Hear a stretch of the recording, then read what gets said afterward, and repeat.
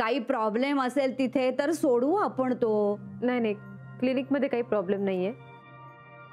ताई आली होती तिथे काल, म्हणून मला जावंसं वाटत नाही. मोना तिथे आली होती आणि तू सांगितलंही नाहीस मला. काय सांगू, माझं डोकं बधीर झालं होतं. ती त्या जागेत आली म्हणून मला तिथे जावंसं वाटत नाहीये. तिने वाद घातला माझ्याशी.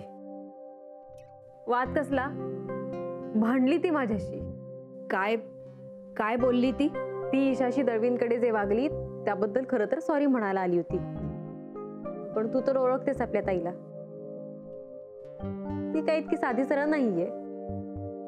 विक्रांतला बरं करण्यासाठी काय करायला हवं असं विचारत होती. आत्ता विचारतीये ती. गेले 3 वर्ष तिने माझ्याशी काहीच कॉन्टॅक्ट ठेवला नाही, काहीच नाही. ती काहीही बोलली, बरोबर कशीही वागली तरी आपल्याला खोटेपणा कळतो ग आजी. मी सोडलं नाही तिला, मी ऐकवलं तिला. म्हणलं तुला कधीपासून विक्रांतची काळजी आहे? तू तर त्याच्याशी लग्न त्याच्या पैशांसाठीच केलंय, राईट? अरे बापरे, हे इतकं सगळं तुम्ही क्लिनिक मध्ये भांडलात? तेच तर, म्हणूनच जावंसं वाटत नाहीये मला.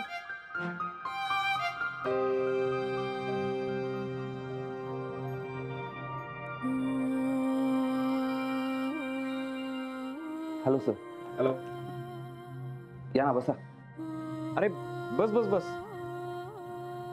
खुर्ची तरी किती दिवस रिकामी ठेवणार? नाही सर, मी राऊंडलाच चालू होतो.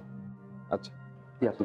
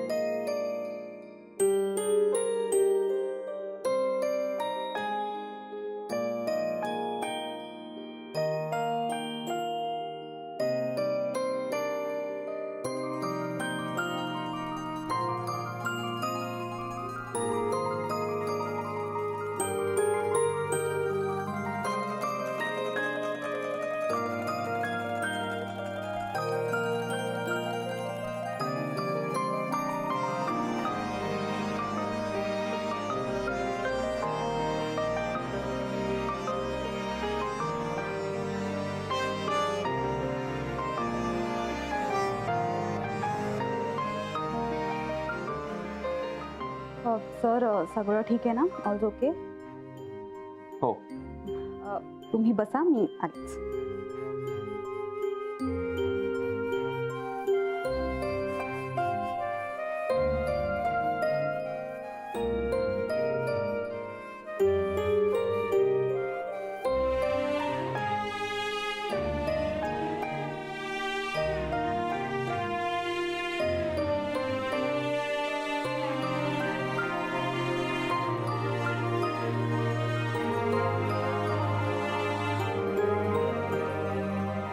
पण जायचं नाही क्लिनिकला असं करू नकोस.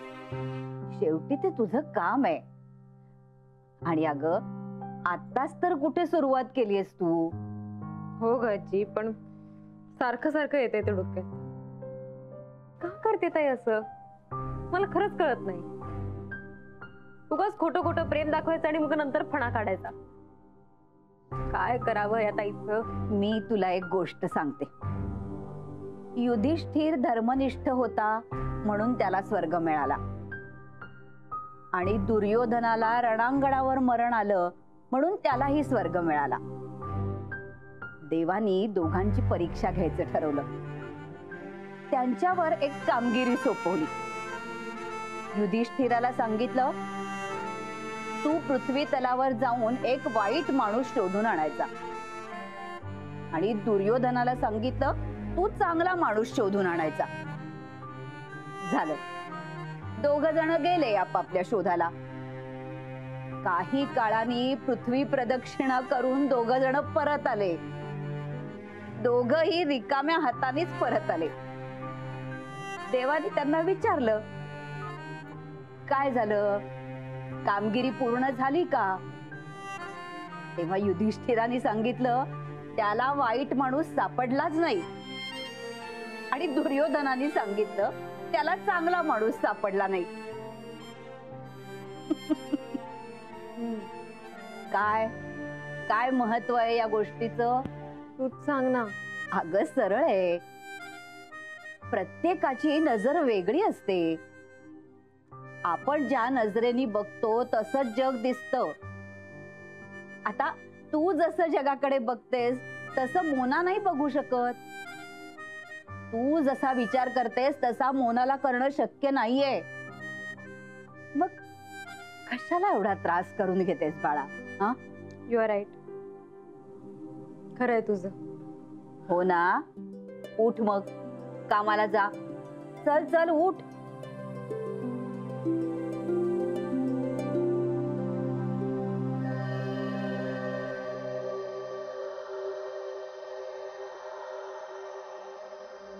हां सारिका, मी रिपोर्ट्स पाहतोय आत्ता. तर एक पेशंट आहेत, मिसेस कारंडे. त्या कुठे आहेत आता? ओके ओके, मग तू त्यांना आता माझ्या केबिनमध्ये घेऊन येशील का प्लीज? हां, पण सावकाश घेऊन ये. Okay, good.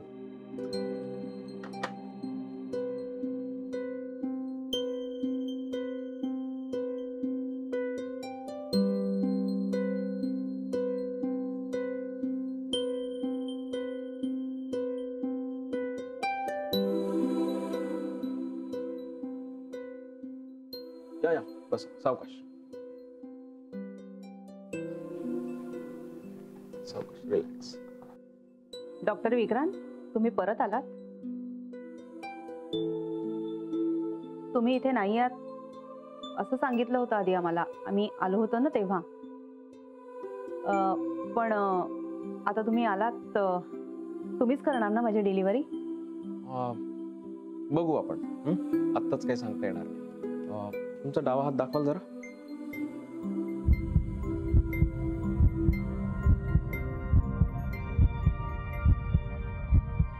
Okay, thank you. Sarika, त्यांना घेऊन जा आणि रेस्ट करू दे जरा. ओके. डॉक्टर विक्रांत, पण माझी अशी इच्छा होती की माझी डिलिव्हरी तुम्हीच करावी. तुम्हीच कराल ना माझी डिलिव्हरी? बघू. आत्ता तुम्ही छान विश्रांती घ्या. ओके, आणि दुसऱ्यांदा आई व्हायला तयार व्हा आणि अतिशय आनंदी राहायचं. हो डॉक्टर, इथे असल्यावर तर काहीच काळजी नाही. आणि आता तर तुम्ही आलात ना. सारिका, त्यांना घेऊन जा, जरा आराम करू दे. ओके.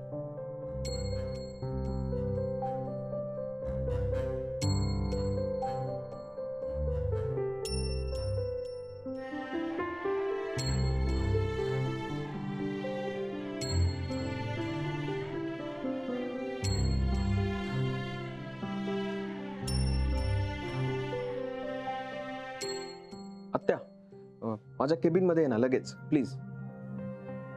ओके.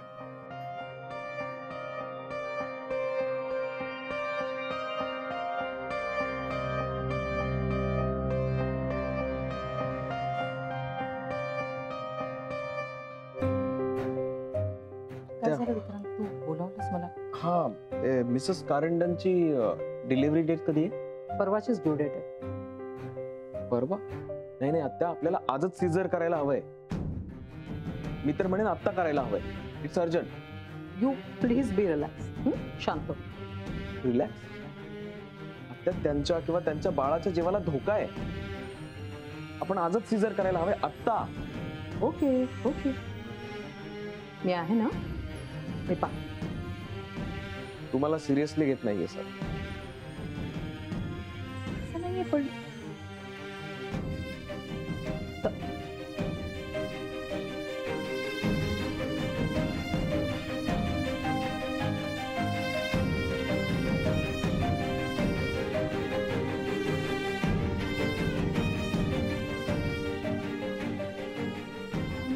काय झालं? काय म्हणाले सर या पेशंट बाबत? ते म्हणाले की आत्ताच्या आत्ता सिझेरियन करावं लागेल. अच्छा, मग मी लगेच तयारीला लागू का? म्हणजे ठीक आहे, मी आहे ना. मी पाहते आणि सांग.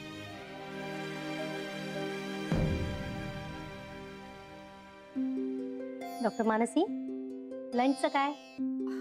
हो, आत्ताच एक पेशंट येऊन गेली. आता अर्धा तास आहे मी फ्री. पुढचा पेशंट 3 वाजता आहे म्हणून. माझ्या केबिन मध्ये करूया का? मागूया काहीतरी. चालेल, मी डबा घेऊन आलीये, मी येते. ठीक आहे, या, मी वाट बघते. एक फोन करून येते घरी.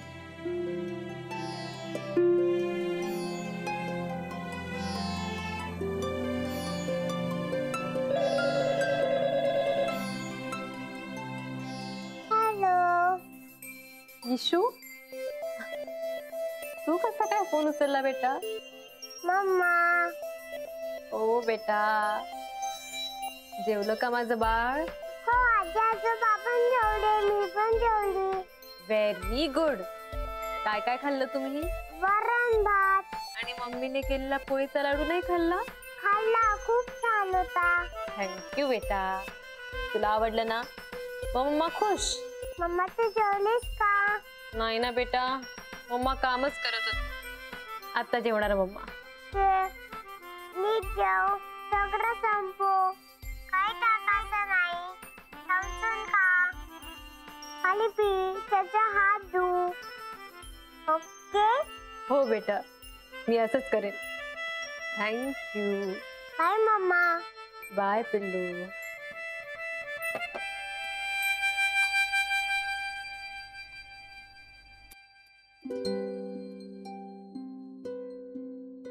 वाह, मज्जा आली आज एकत्र लंच करायला. हो ना. आणि मुख्य म्हणजे विक्रांत सोडून आपण इतर गप्पा मारल्या. डॉक्टर मानसी. डॉक्टर, एक मिनिट, एक रिक्वेस्ट आहे. तुम्ही प्लीज मला फक्त मानसी म्हणा. पण मग तूही म्हणा नाही, म्हण. म्हणजे मला अर्चना म्हण. अरे बापरे, मी अर्चना ताई म्हणायचा प्रयत्न करेन. ओके, चालेल. मानसी, काल मी तुझ्या क्लिनिक मध्ये आणली आणि उगाच डिस्टर्ब केलं बघ तुम्हा दोघींना, तुला आणि तुझ्या बहिणीला. I am really sorry. नाही, प्लीज डोंट बी सॉरी. असं काही नाहीये. नाही ग, टेन्शन ऑब्वियस होतं. मला वाईट वाटलं. In that case I am sorry. ते जाऊ दे.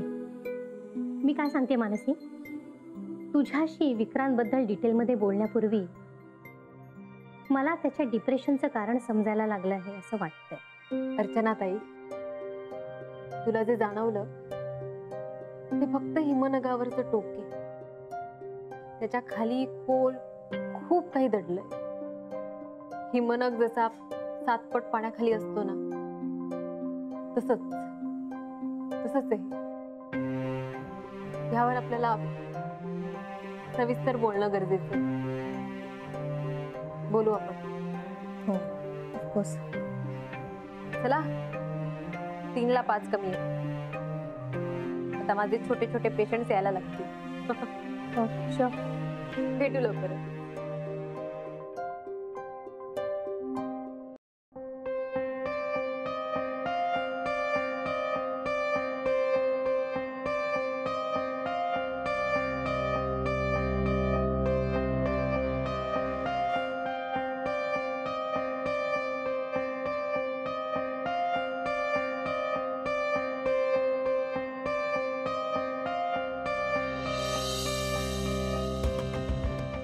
मॅडम 3.5 तास झाले. हुरडा. पण डिलिव्हरी व्यवस्थित झालेली आहे. बाळ आणि बाळंतीण दोघंही अतिशय सुखरूप आहेत, हेल्दी सुद्धा. Thank you doctor. थँक्यू. मॅडम मी भेटू शकतो का? आता नाही, 15 मिनिटांनंतर. ठीक. कॉंग्रॅच्युलेशन.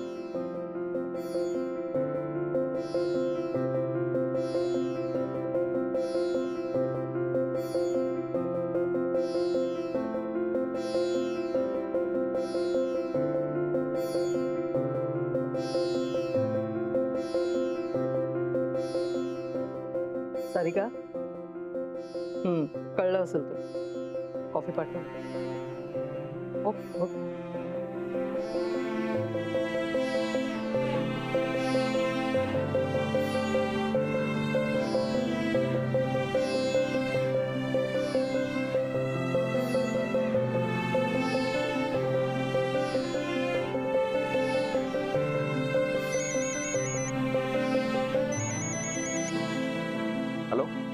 हॅलो विक्रांत. बोल ना आत्या. Hats off to you dear. तू जे म्हणालास ना ते तंतोतंत तसंच घडलं. केलीस डिलिव्हरी? अरे केली म्हणजे काय, करावी लागली. 3.5 तास लागले. मला माहित होतं कॉम्प्लिकेशन्स असणार आहे. अरे काय झालं माहितीये का, नाळ आहे ना बाळाच्या गळ्याभोवती गुंडाळली गेली होती. तुला कसं कळलं? मी नाडी चेक केली होती. फक्त त्याच्यावरून? आत्या आता तरी माझ्या नाडी परीक्षेवर विश्वास ठेव. एनिवे, आई आणि बाळ सुखरूप आहेत ना दोघे? येस येस, दोघेही छान आहेत, healthy and glowing. Good, I am happy. चल बाय डिअर, बाय बाय.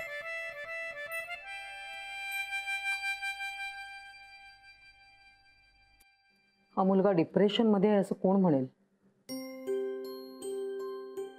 ही अचूक नाडी परीक्षा आहे याची. काय करावं याचं ना मला.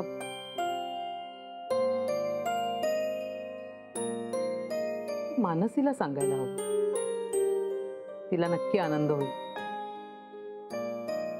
त्या दिवशी मला ती हेच म्हणाली होती.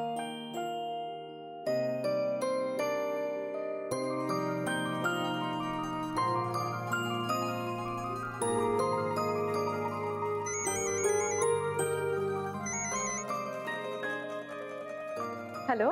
हॅलो मानसी. बोला निर्मला आत्या. अगं आज हॉस्पिटलमध्ये जे काही घडलं ना ते सांगण्यासाठी म्हणून मी तुला मुद्दाम फोन केला.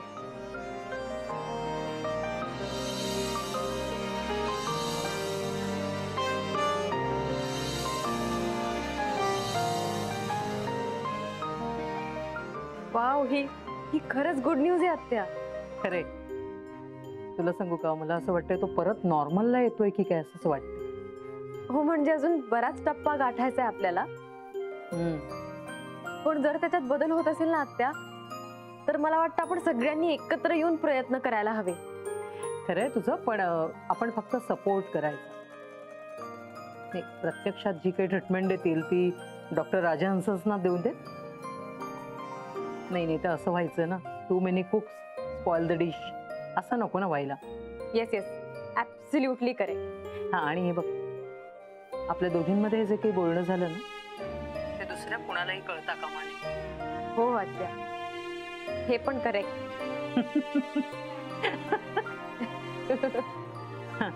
चल चल, बाय बाय, गुड नाईट. या.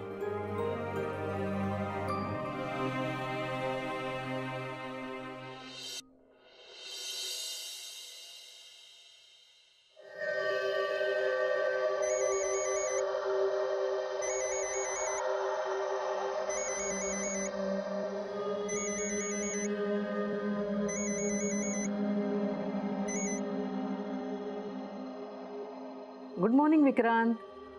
बोला. कसा आहेस? ठीक आहे. काय रे, काय झालं, म्हणजे की बरं वाटत नाहीये का? अरे काल हॉस्पिटलला आलास तेव्हा केवढा फ्रेश दिसत होतास. नाही, आवाज जरा मलूल वाटतोय म्हणून विचारलं. तुझं काही काम आहे का आत्या? अरे हॉस्पिटलला येशील का? त्या मिसेस कारंडे आहेत ना, त्यांना तुला भेटायचं.